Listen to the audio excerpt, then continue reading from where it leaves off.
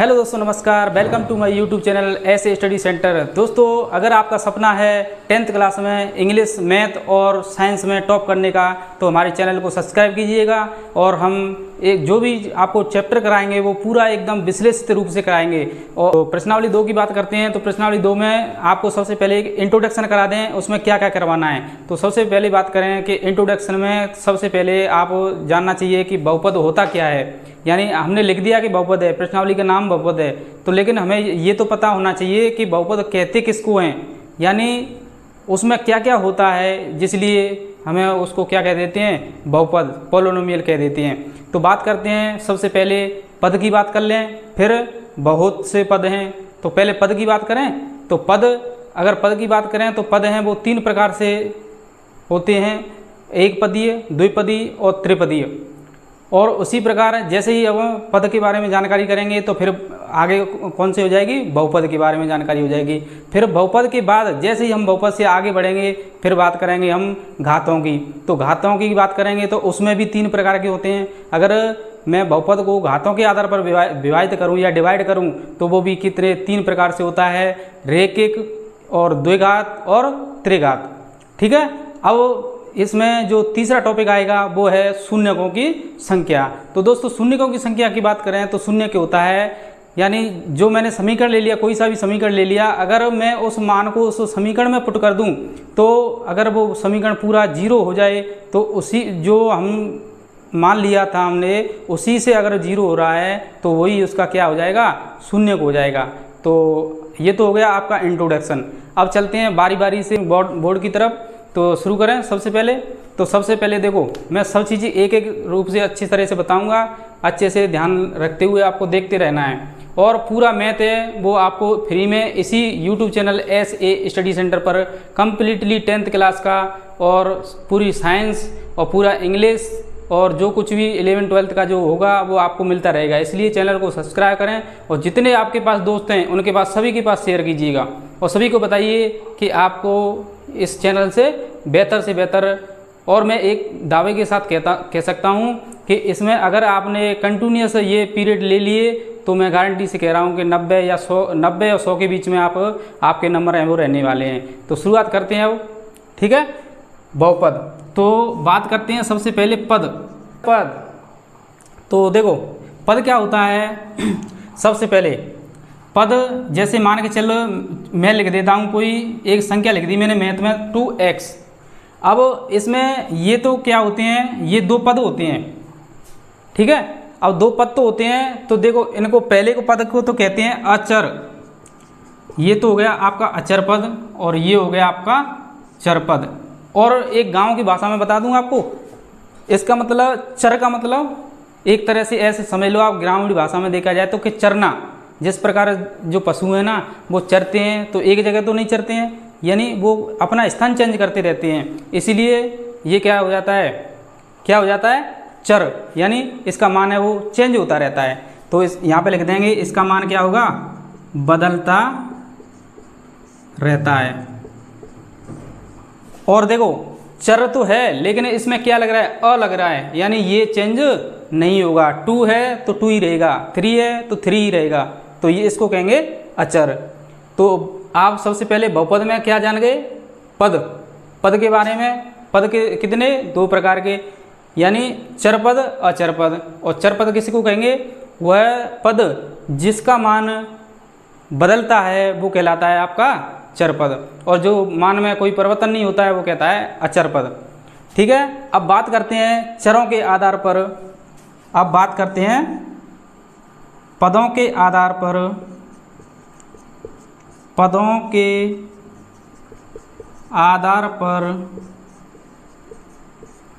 पदों के आधार पर वर्गीकरण। तो ये होता है आपका, एक तो होगा कौन सा, एक पदीय, दूसरा होगा द्विपदीय और तीसरा होगा त्रिपदीय। अब दोस्तों मैंने क्या बताया था, सबसे पहले पद, फिर उसके बाद क्या बताया था, जो बहुपद होता है वो पदों के आधार पर वर्गीकरण होता है। तो पदों के आधार पर कितना, 3 प्रकार से होता है। कौन कौन सा, एक पदीय, द्विपदीय, त्रिपदीय।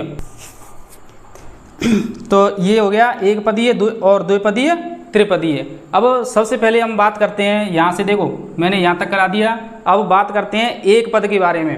तो मैं लिख दूँ एक पदीय, एक पदीय, एक पदीय। एक पद का मतलब जिसमें क्या हो, जिसमें आपको पूरा लिखा दूँ, जिसमें केवल, जिसमें एक ही पद हो, एक ही पद हो। तो जैसे मैंने लिख दिया, ठीक है, जिसमें एक ही पद है ना, ठीक है। अब द्विपदीय, द्विपदीय, ये इसका एग्जाम्पल हो गया द्विपदीय, जिसमें पदों की संख्या कितनी हो, 2।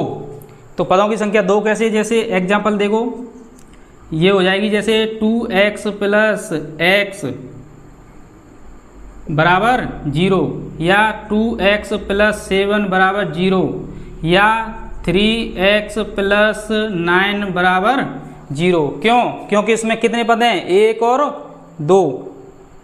इसमें कितने पद हैं, 2x + 7 = 0। तो इसमें पद कितने हैं, 1 2, 2 पद, ठीक है। अब बात करते हैं त्रिपद यानी त्रिपदीय। त्रिपदी में क्या हो जाएगा, देखो यहाँ पे लिख देते हैं त्रिपदीय। अब त्रिपदी की बात करते हैं, तो त्रिपदी में क्या हो जाएगा, 3 हो जाएंगे। जैसे मैंने लिख दिया 2x² + 2x + 1 = 0, ठीक है। अब ये 3 पद हो गए, 1 2 3, ठीक है। आपको तो सिर्फ पद गिनने में अभी पद बता रहा हूँ, बाकी सब चीज़ बताऊंगा कि ये कौन से समीकरण में आएगा, ये कौन से में आएगा, ठीक है। ये आपको सिर्फ एक पदीय, द्विपदीय और त्रिपदी समझना है। तो दोस्तों मैंने पदों के बारे में बता दिया, तो इसको आप स्क्रीनशॉट ले लो पहले, तो फिर आगे मैं इसको मिटा के फिर बताऊंगा क्या, घातों के आधार पर बहुपद, ठीक है। तो स्क्रीनशॉट ले लिया होगा आपने। तो फिर अब बात करते हैं, हाँ तो दोस्तों अब करते हैं, अब क्या कर रहे हैं हम कर रहे हैं बहुपद के घात के आधार पर वर्गीकरण। अब कर रहे हैं बहुपद का घात के आधार पर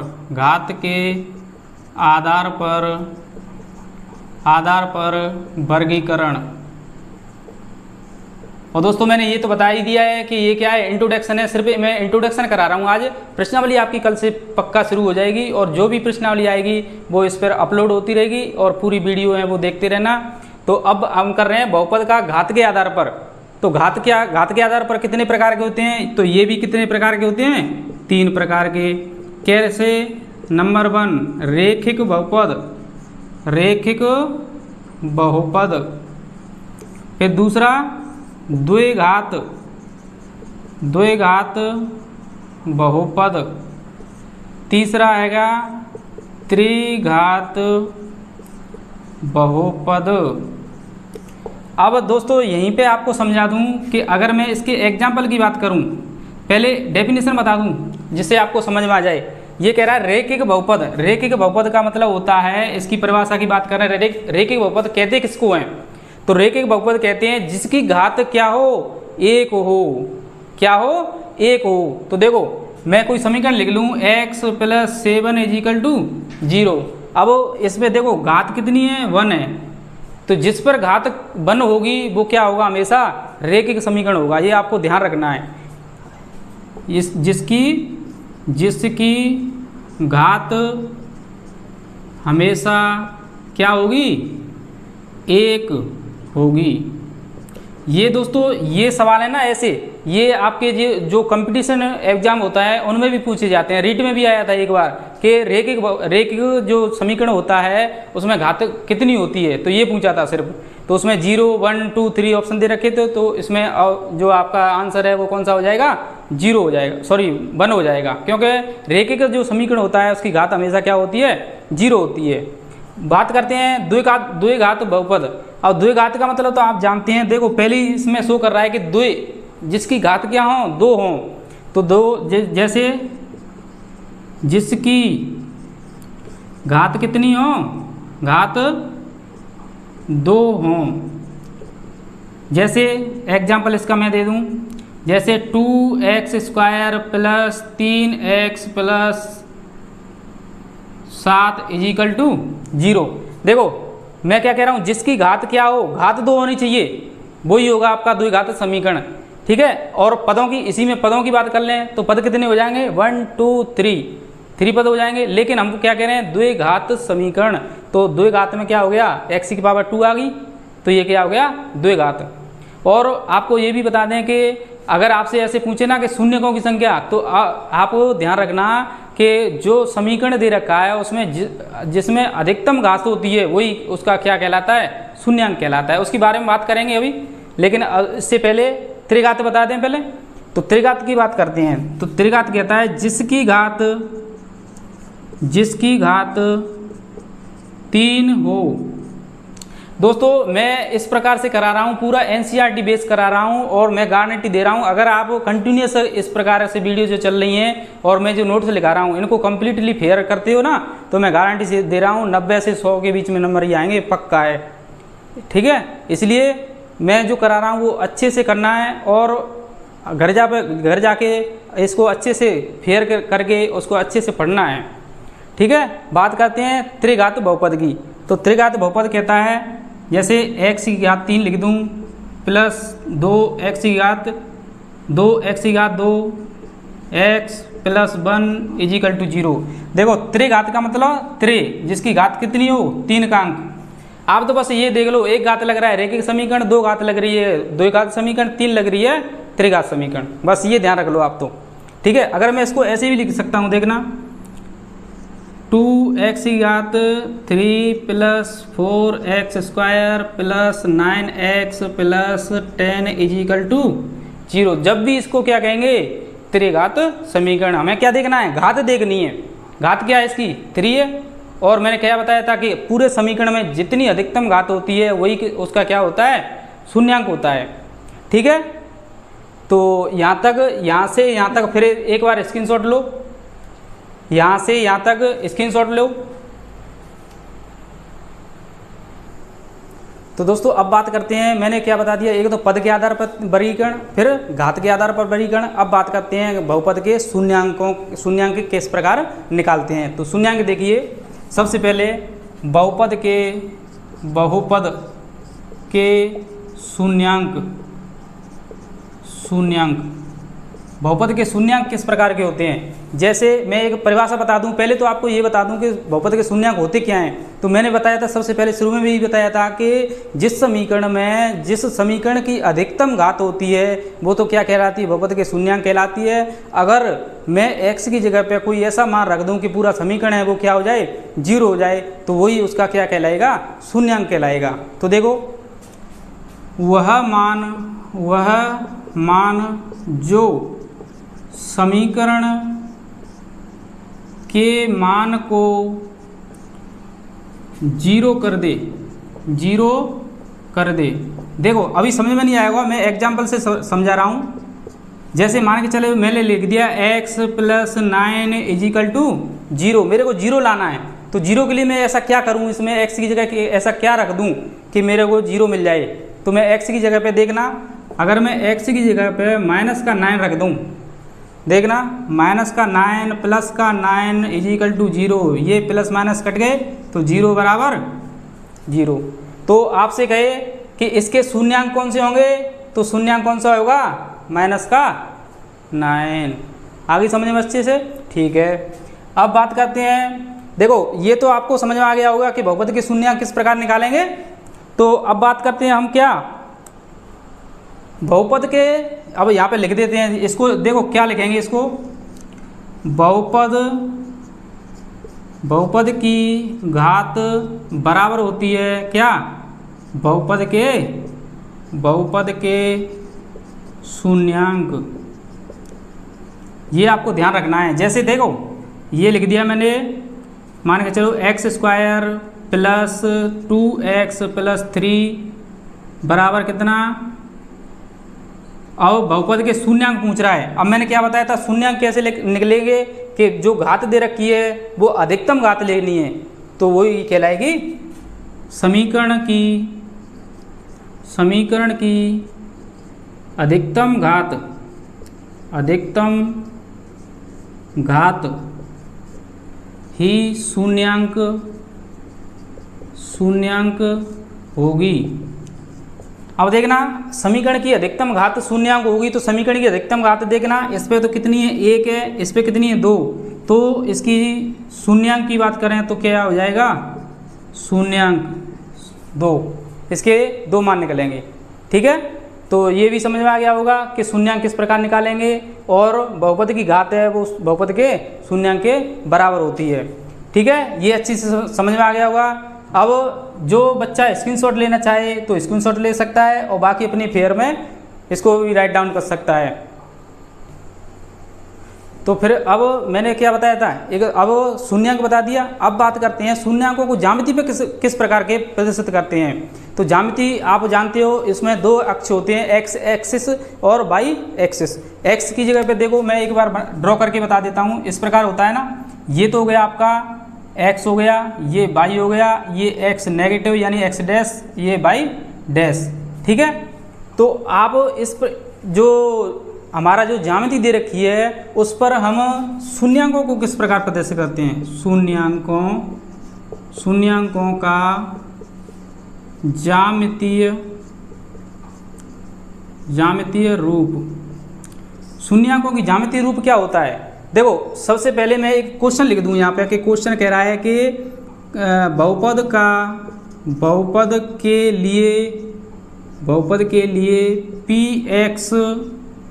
बहुपद के लिए px का मान या शून्यांक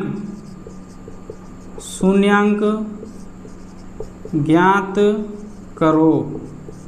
ठीक है, अब मैंने क्वेश्चन लिख दिया कि बहुपद दे रखा होगा आपको, और उसके जो ज्यामितीय रूप है और उस पर शून्यांकों की संख्या बतानी है। तो शून्यांक आप जानते हैं, मैं एक ही चीज़ बता रहा हूँ, जिसमें x लिख रहा है तो सिर्फ x एक्सिस को देख लो, क्या लिख रहा है इसमें x, तो इसमें देख लो x, तो x पर देखो ये ज्यामिति मैंने ऐसे बना दी।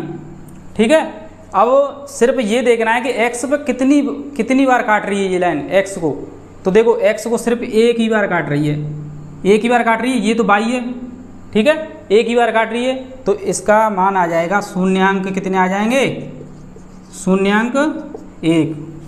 अब इसी को मैं अगर ऐसे बना दूं, देखना अगर इसी को मैं ऐसे बना दूं और फिर इसको ऐसे काट दे, तो शून्यांकों की संख्या देखना फिर भी कितनी हो गई, एक ये हो गई, एक ये हो गई, तो शून्यांकों की संख्या कितनी हो गई 2, तो इसमें कितनी हो जाएगी 2। फिर एक और मैं बना के बता दूं कि अगर मैं ऐसे करके ऐसे कर दूं, ठीक है, अब शून्यांकों की संख्या बताओ मेरे को, शून्यांकों की संख्या बताओ।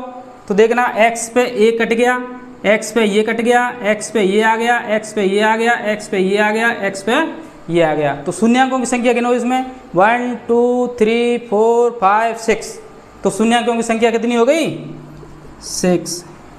ठीक है, अच्छे से समझ में आ गया होगा, और मैं वादा करता हूँ ज़िंदगी में कभी भूलोगे नहीं अगर आप इस प्रकार से पढ़ोगे तो। पूरा नोट्स तैयार करते चलो। ठीक है, अब इसके स्क्रीनशॉट ले लो, फिर मैं एक समीकरण और बताता हूँ।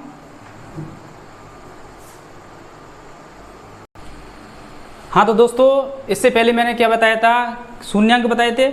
अब बात करते हैं जो शून्यांक है और चर में संबंध देखते हैं, तो संबंध क्या होता है चरों और शून्यांकों में। दोस्तों ये 1 नंबर का पूछा भी जा सकता है आपको, इसलिए अच्छे से ध्यान रखना है इसको।